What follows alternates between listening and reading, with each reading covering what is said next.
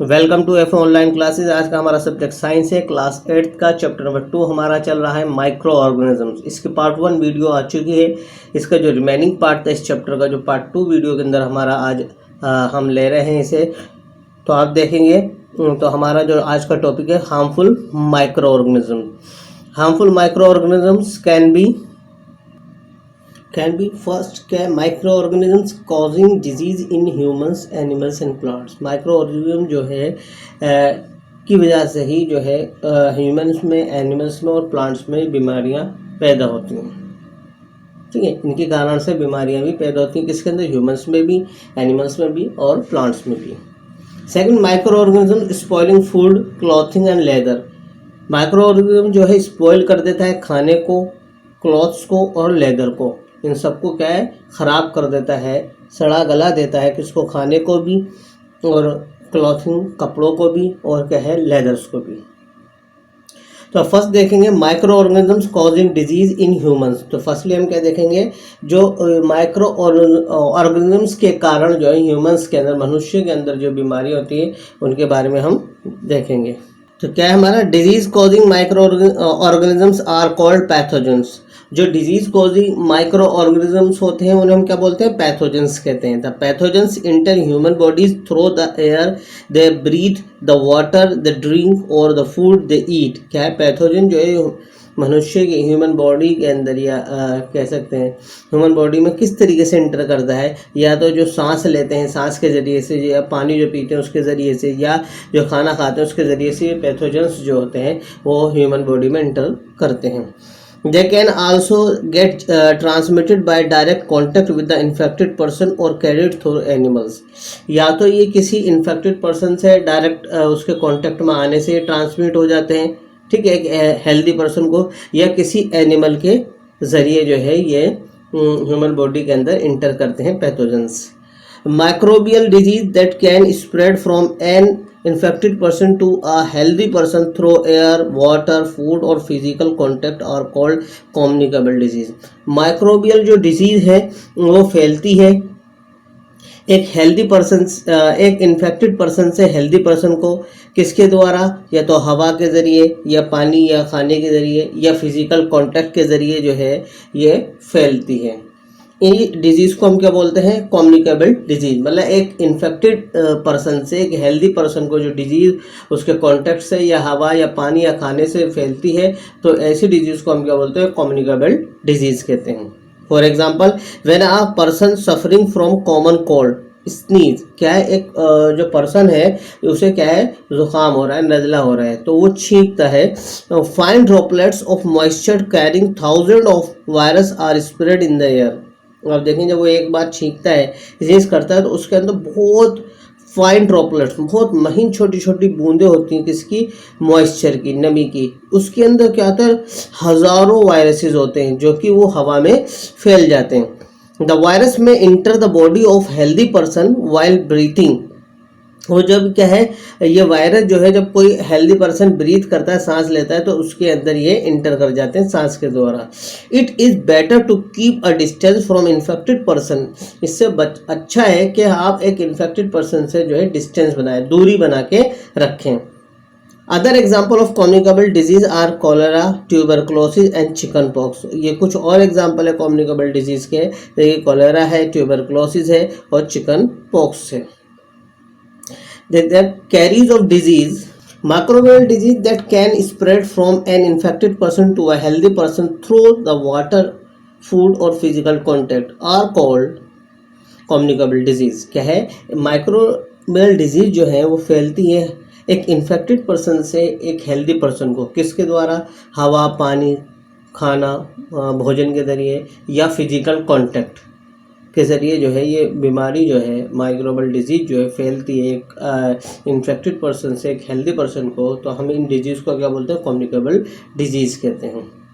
For example, when a person suffering from common cold sneeze, fine droplets of moisture carrying thousands of virus are spread in the air, the virus may enter the body of healthy person while breathing. It is better to keep a distance from a infected person.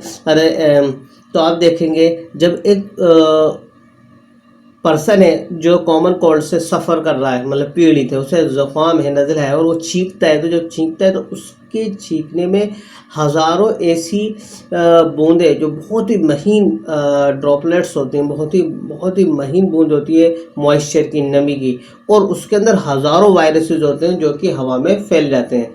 और उसी जगह पर अगर कोई healthy person सांस लेता है तो वो वायरस जो है उस हेल्दी पर्सन के सांस के ज़रिए उसकी बॉडी में इंटर कर जाते हैं और उसे भी इन्फेक्टेड कर देते हैं। तो इससे अच्छा है कि आप इन्फेक्टेड पर्सन से डिस्टेंस बना के रखें, दूरी बना के रखें। Other examples of communicable disease are cholera, tuberculosis और चिकन पॉक्स। आप देखेंगे कुछ और एग्जाम्पल है कम्युनिकेबल डिजीज के, जैसे कॉलेरा है, ट्यूबरकुलोसिस और चिकन पॉक्स है। अब ये carriers of disease causing microbes, ऐसे माइक्रोब्स के बारे में पढ़ेंगे जो कि डिजीज कॉजिंग माइक्रोब्स हैं, ठीक है। तो देखेंगे pathogens are also spread from an infected person to a healthy one through insects and animals such as houseflies, female anopheles mosquito and female Aedes mosquito। ये क्या है, आप देखेंगे पैथोजन जो है ये बीमारी को फैलाता है एक इन्फेक्टेड पर्सन से एक हेल्दी पर्सन को, किसके द्वारा, इंसेक्ट्स के द्वारा या एनिमल्स के द्वारा, such as housefly, female Anopheles mosquito and female Aedes mosquito.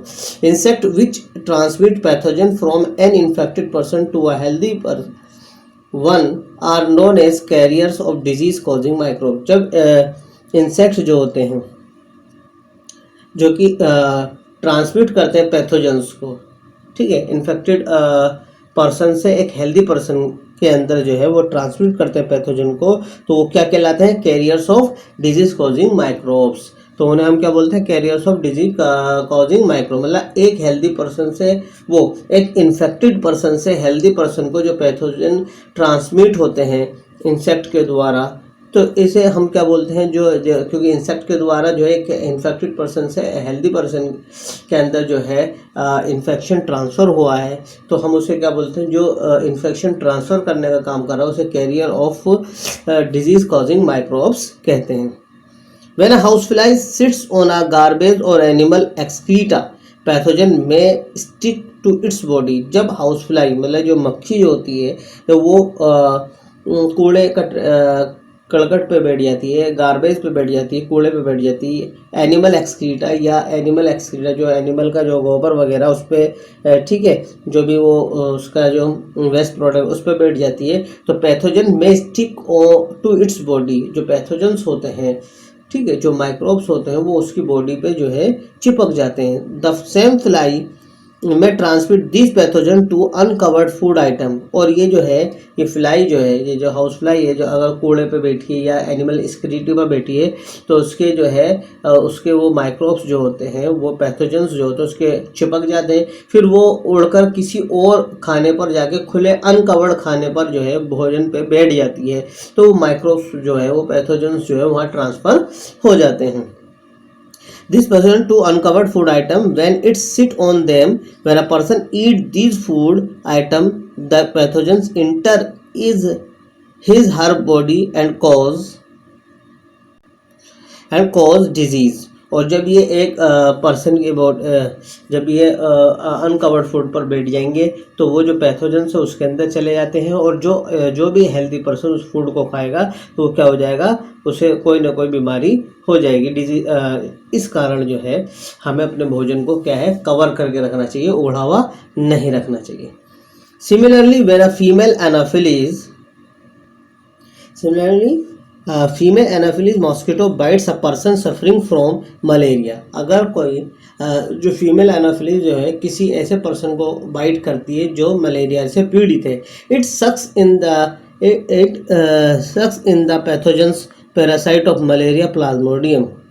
तो क्या होता है, उसके अंदर जो है वो जैसे उसके ब्लड को वो करती है, तो उसके अंदर वो जो पैथोजेंस होते हैं जैसे कि पैरासाइट ऑफ मलेरिया प्लाज्मोडियम, वो उसके अंदर ट्रांसफ़र हो जाते हैं अलोंग विद द ब्लड। किसके साथ, किसके ज़रिए, ब्लड के ज़रिए, क्योंकि जब वो उसे काटेगी तो उसके ब्लड को वो सक करेगी, तो उस सक करने में उस जो इन्फेक्टेड पर्सन है जैसे मलेरिया है, तो उसके अंदर जो पैरासाइट है मलेरिया का, मलेरिया प्लाज्मोडियम, वो उसके अंदर चला जाता है अलोंग विद द ब्लड के साथ। When when the same mosquito bytes a healthy person, और जब वही मॉस्किटो जो है वो किसी एक हेल्दी पर्सन को काटती है, the pathogen may enter his her body and that person may also get infected with the malaria.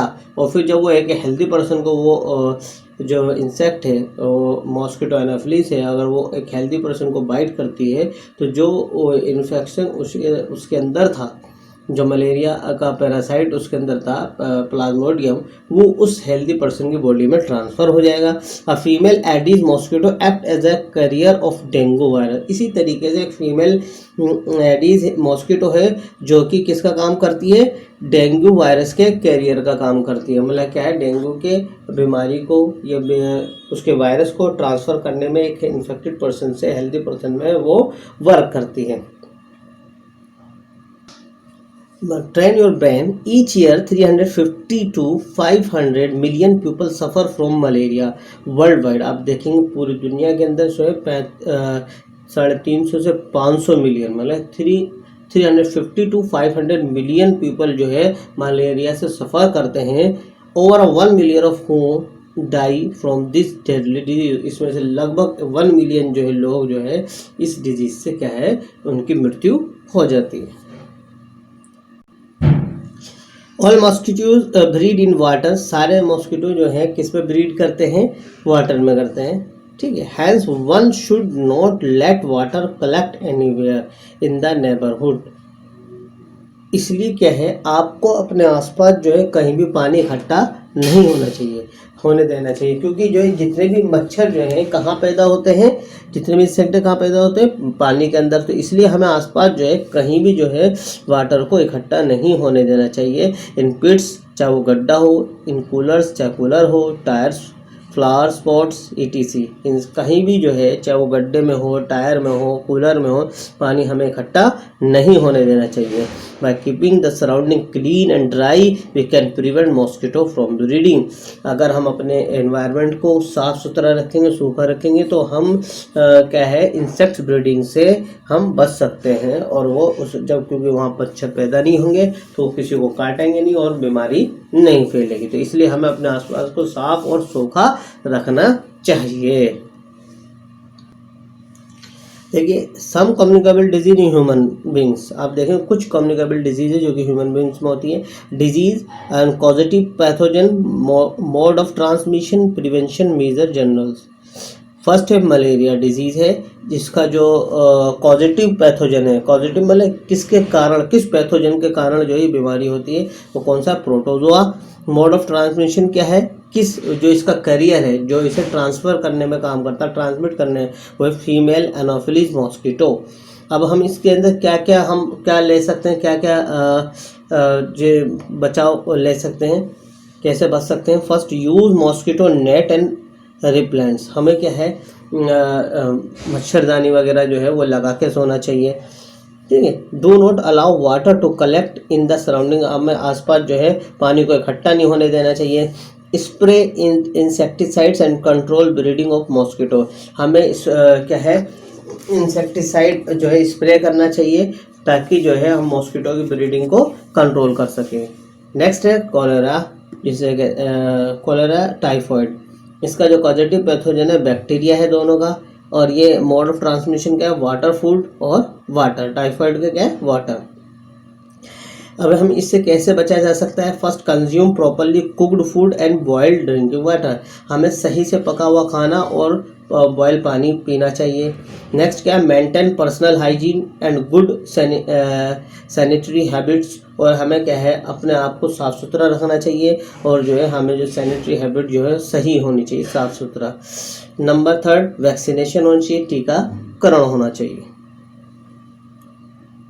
Number third क्या है, वैक्सीनेशन होना चाहिए। ट्यूबरक्लोसिस, ये किसके, ट्यूबरक्लोसिस मीसेल्स है, चिकन पॉक्स है और पोलियो है। तो ट्यूबरक्लोसिस को देखेंगे, ये कि इसका पॉजिटिव पैथोजन कौन सा है, बैक्टीरिया है। और ये कैसे फैलता है, इसे ट्रांसमिशन का काम कौन सा होता है, एयर, हवा जिसे कहते हैं। इससे बचा कैसे जा सकता है, ये देखेंगे। पहले हम देखेंगे मीसेल्स जो है वायरस से होता है और ये भी हवा से ही फैलता है। और चिकन पॉक्स ये भी वायरस इसका पॉजिटिव पैथोजन है और ये एयर और कांटेक्ट दोनों से ही फैलता है।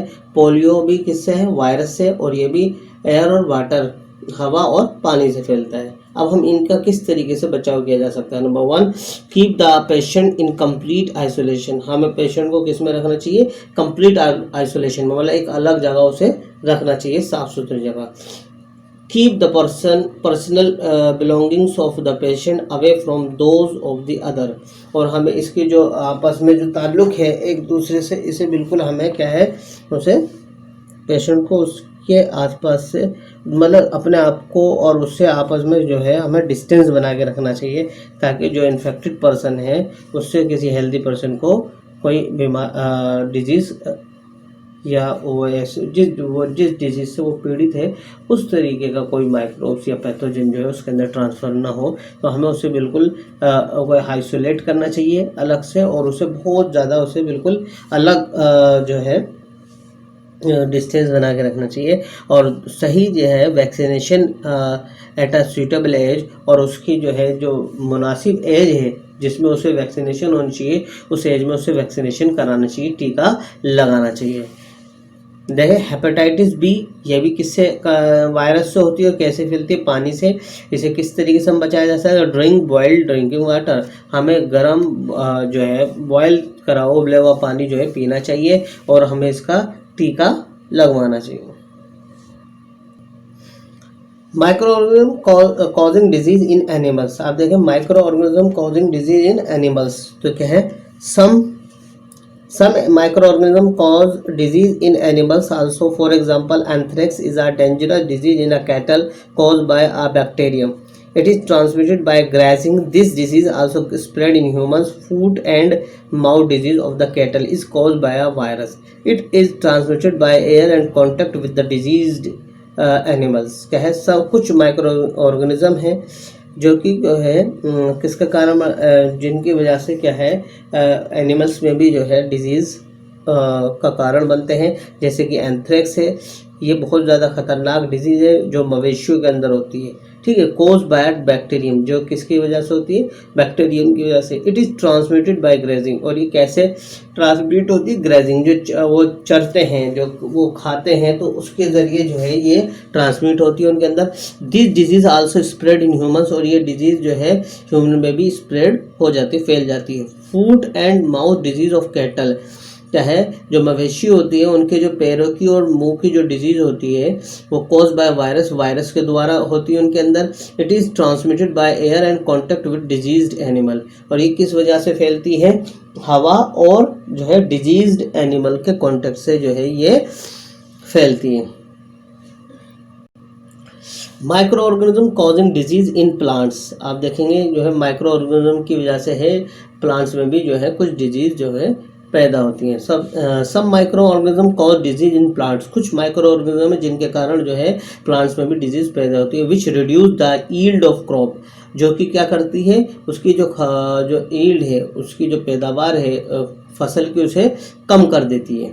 Rust of wheat is cause by fungi which are transmitted by air and in seeds. जो रस्ट ऑफ वीट है वो किसके द्वारा होता है? फंजाई की वजह से। ये ट्रांसमिटेड होती है किसके द्वारा? हवा और सीड के जरिए। सिट्रस कैंकर, ये जो डिजीज़ के नाम है, सिट्रस कैंकर, ये रस्ट ऑफ वीट, ये भी डिजीज़ का नाम है, ठीक है, जो कि फंजाई के द्वारा हो रही है। ऐसी सिट्रस कैंकर है, इस कॉज बाय द बैक्टीरिया, किसके द्वारा होती है? बैक्टीरिया का। Which is transmitted by air, और किसके द्वारा ट्रांसमिटेड होती है?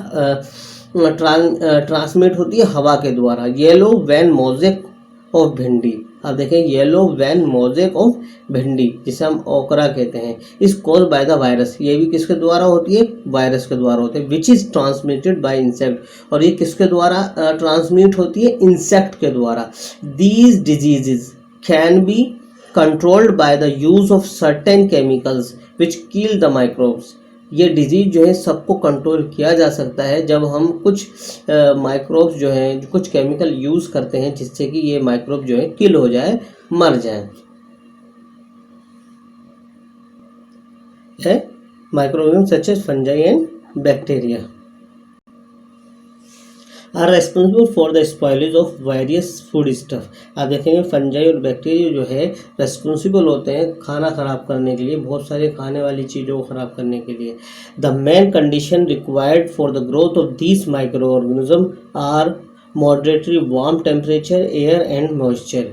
इस तरीके के जो है ये माइक्रोब्स के पैदा होने के लिए किस तरीके की जो कंडीशन चाहिए होती है, वार्म टेम्परेचर चाहिए होता है, ठीक है, मतलब एक नमी वाला टेम्परेचर चाहिए होता है, नमी चाहिए होती है और हवा चाहिए होती है, जिससे कि ये जो है वहाँ पर ग्रो कर जाते हैं। For example a greenish white cotton like growth on a piece of stale bread which spoil the bread is actually a fungus called bread mold।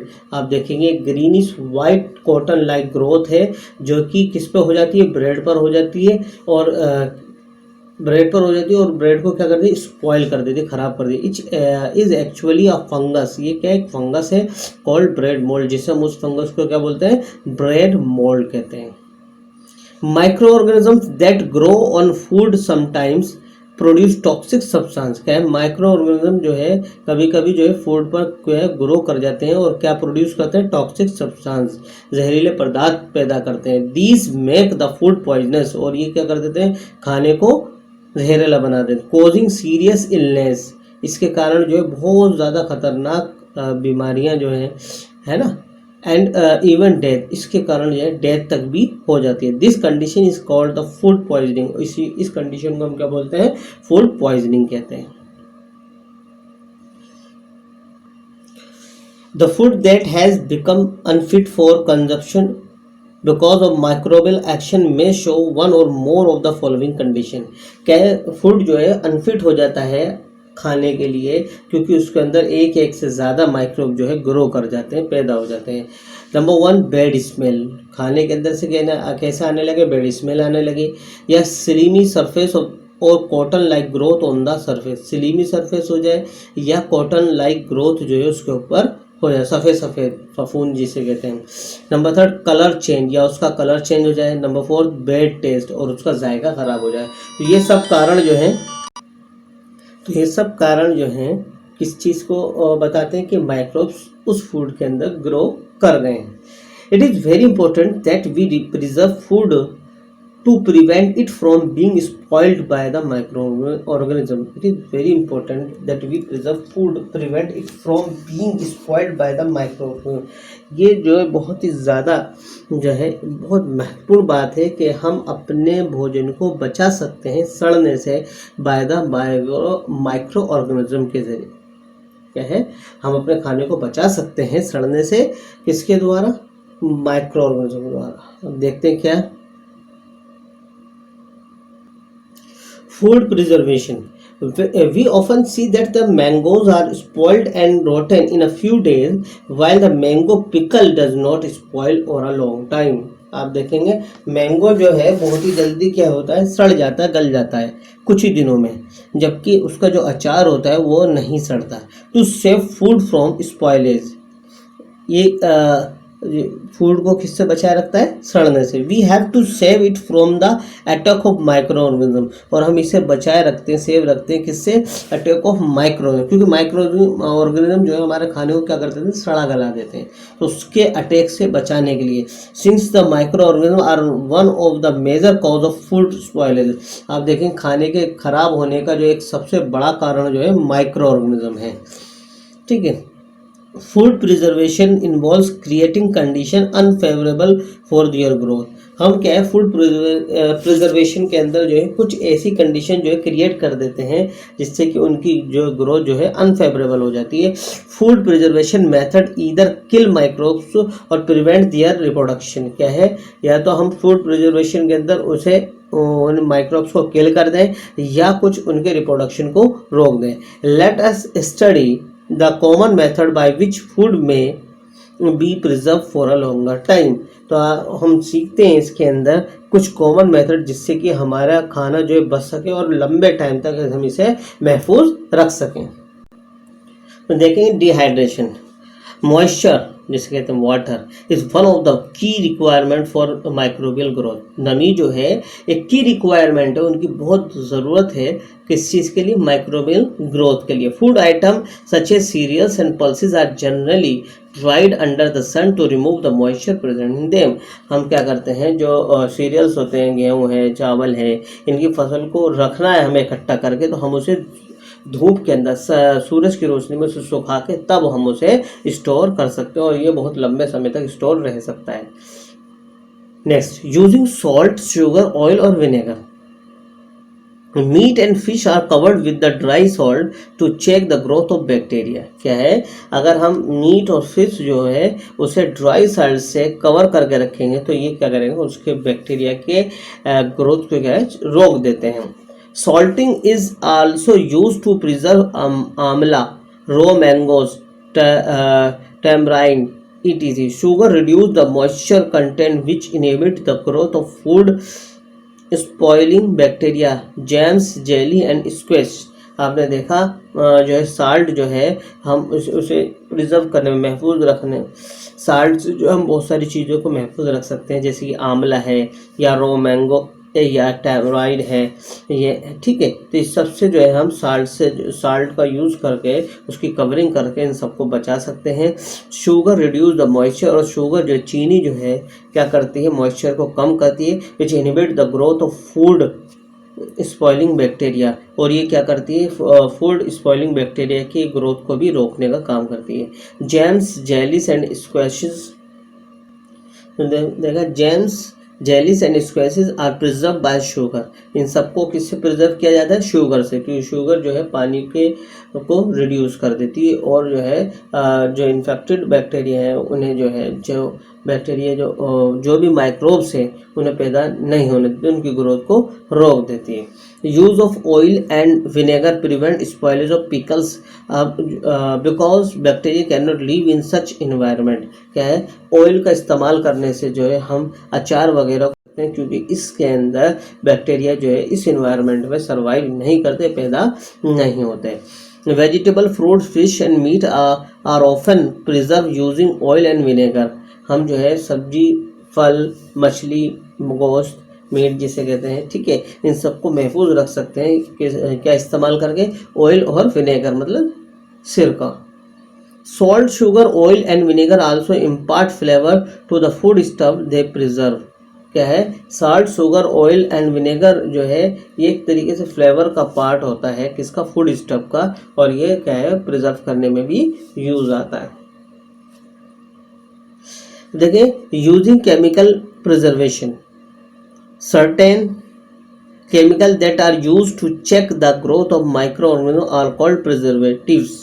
क्या है, जो कुछ केमिकल हैं जो कि माइक्रो ऑर्गेनिज्म की ग्रोथ को रोक देते हैं, तो ऐसे केमिकल्स को हम क्या बोलते हैं, प्रिजर्वेटिव कहते हैं। Examples of chemical preservatives are sodium benzoate and potassium metabisulfite, which are used in jams, squashes and ketchups to check their spoilage। क्या है, इन जो हमने केमिकल बताए ये जो है जैम्स में, स्क्वैशेस में और केचप्स में यूज किए जाते हैं सड़ने से बचने के लिए। अब देखें, Canning and packing to prevent the attack of microbes, food items such as jams, fish and even cooked food are stored in airtight cans. Dry fruits and even vegetables are sold in sealed airtight packets to prevent the attack of microbes।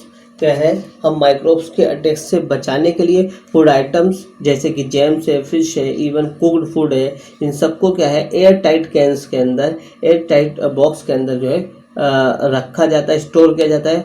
Dry fruits and even vegetable are sold in sealed air tight. और क्या dry fruits हो या vegetables हो, इन्हें बेचा जाता है एक सील्ड एयर टाइट पैकेट्स के अंदर, जिससे कि जो है माइक्रोब्स के अटैक से बचा जा सकता है।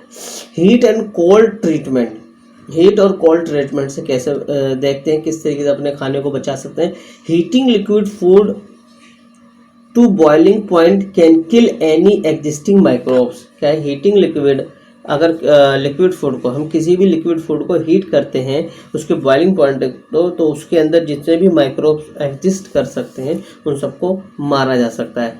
Milk and water are often keeping food in refrigerator or freezing helps to preserve food or for a longer time because microbes such as bacteria and fungi cannot grow in a low temperatures. Fruits, vegetable, meat etc are preserved by freezing. क्या है, हम food को refrigerator में रख देते हैं, freezer के अंदर रख देते हैं, helps to preserve food for a longer time, हम उसे लंबे टाइम तक को महफूज रखते हैं, क्योंकि माइक्रोब जो होते हैं या बैक्टीरिया जैसे फंजाई ये जो है लो टेम्परेचर में ग्रो नहीं करते। तो इसलिए हमें फलों को, सब्जियों को, मीट को हमें किसके अंदर रखना चाहिए, किसके द्वारा प्रिजर्व करना चाहिए, फ्रीजिंग के द्वारा।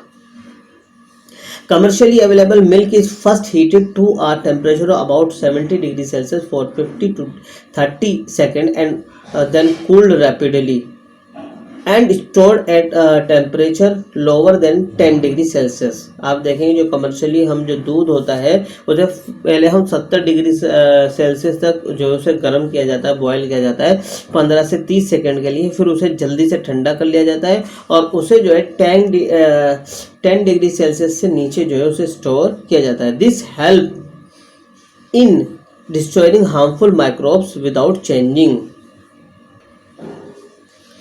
changing the composition, flavor और nutritive value of food stuff. क्या है, जब हम इसे इस तरीके से स्टोर कर लेते हैं 10 डिग्री सेल्सियस के नीचे, तो उसके अंदर जो मिल्क है उसके जो न्यूट्रिटिव वैल्यू है या फ्लेवर है उसके अंदर कोई चेंजिंग नहीं आता, उसके फूड स्टफ में कोई चेंजिंग नहीं आती। Heating a food stuff to a high temperature and then cooling its rapidly is called pasteurisation. किसी फूड स्टफ को बहुत ज़्यादा टेम्परेचर पे गर्म किया जाए और उसे जल्दी से ठंडा कर लिया जाए तो इस प्रोसेस को हम क्या बोलते हैं, पास्चराइजेशन कहते हैं। This process named after the French chemist Louis Pasteur who discovered it in the 19th century. ये जो प्रोसेस है ये एक फ्रेंच केमिस्ट के नाम के ऊपर रखा गया है, ये प्रोसेस उसके द्वारा ही बताया गया था। तो लुइस पास्चर नाम था उस फ्रेंच केमिस्ट का, तो और ये 19th सेंचुरी में इसको डिस्कवर किया गया। Micro organism spoiling plant and animals product. Micro organism जो है स्पॉइल करते हैं प्लांट और एनिमल प्रोडक्ट। तो a type of fungi called moulds and saprophytic bacteria attack things like wooden furniture, clothes made of natural fibers, paper, leather, goods and grow on them during moist and warm weather. They are to be exposed to sun to keep them free from microbes and kill if any grow. क्या है, a type of fungi called molds। क्या है, एक तरीके की fungi जिसे हम क्या बोलते हैं, मोल्ड्स कहते हैं। Saprophytic bacteria attack things like wooden furniture. ये अटैक करता है किस पे, थिंग्स जैसे कि wooden furniture, clothes made of natural fibres, ठीक, paper, leather, goods and grow on them during moist and warm weather.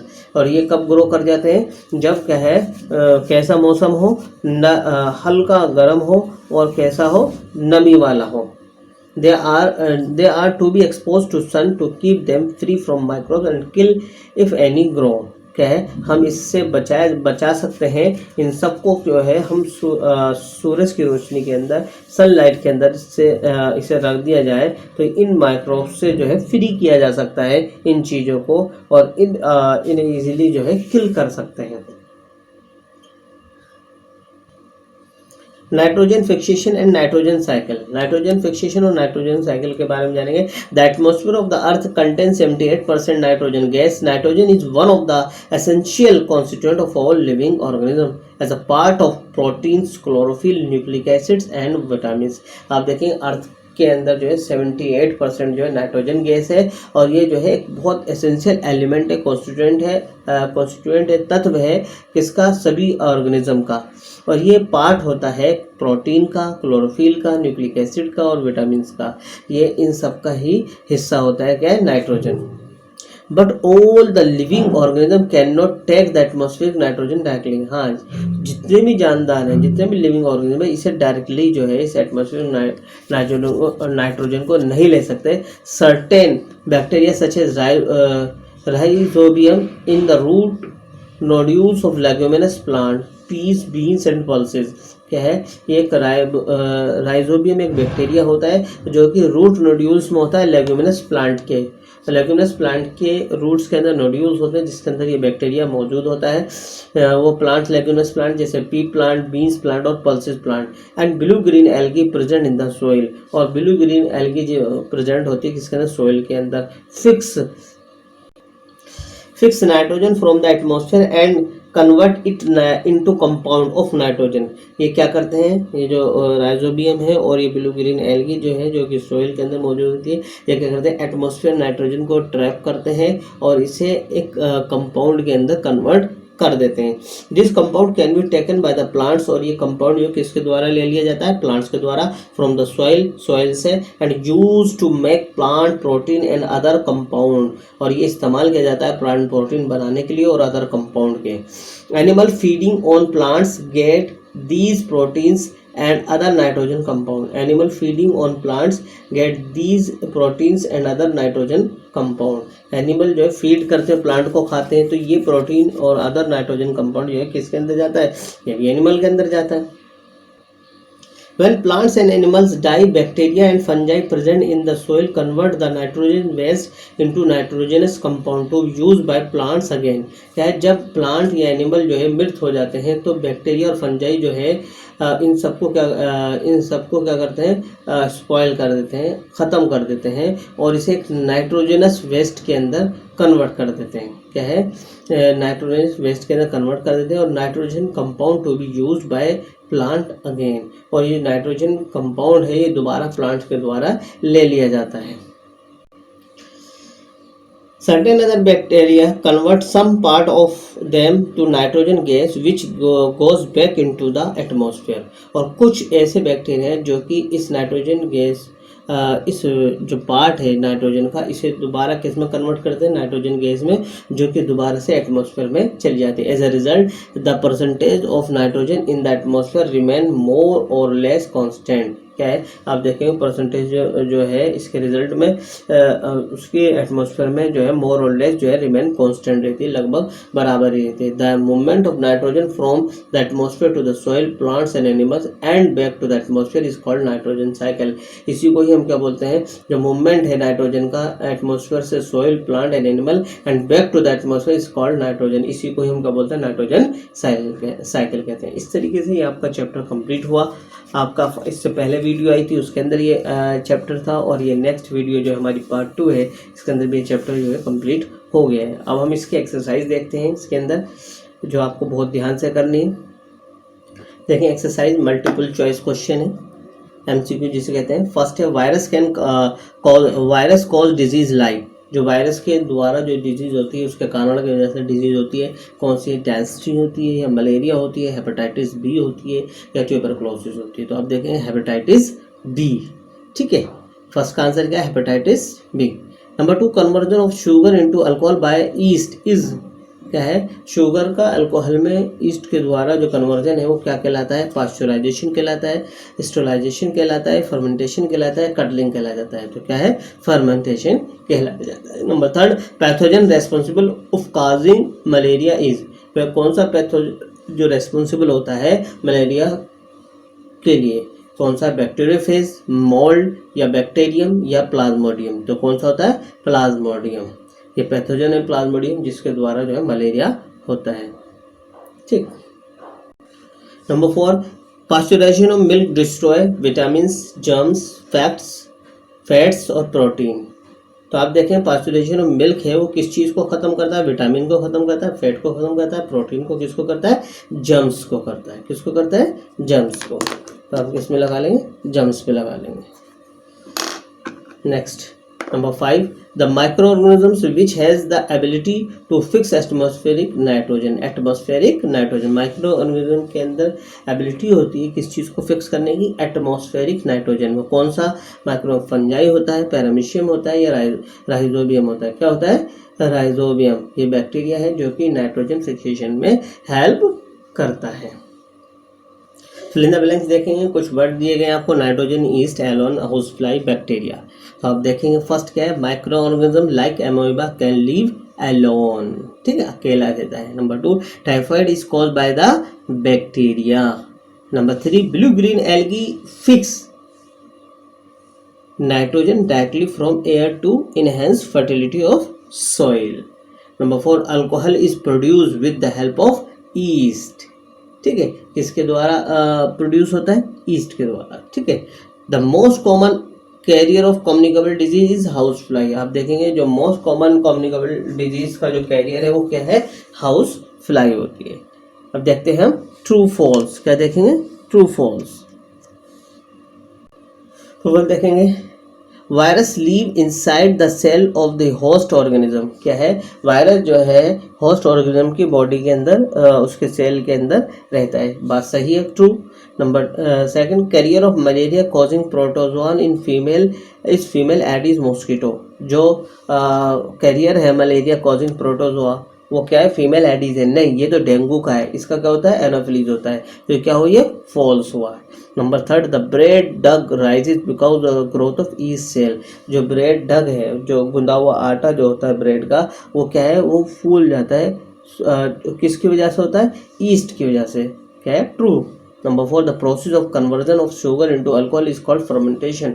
यह शुगर का अल्कोहल में जो है कन्वर्जन का जो प्रोसेस वो क्या है, फर्मेंटेशन है, बात सही है, ट्रू।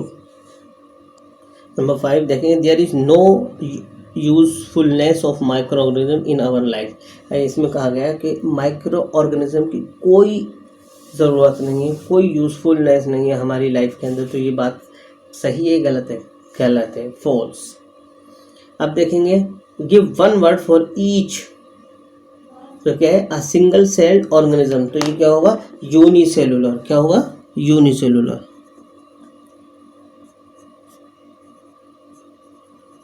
यूनिसेलुलर। फिर इसके बाद क्या है, नेक्स्ट क्या है, process of conversion of sugar into alcohol by yeast, तो ये क्या है, फर्मेंटेशन, क्या है, फर्मेंटेशन।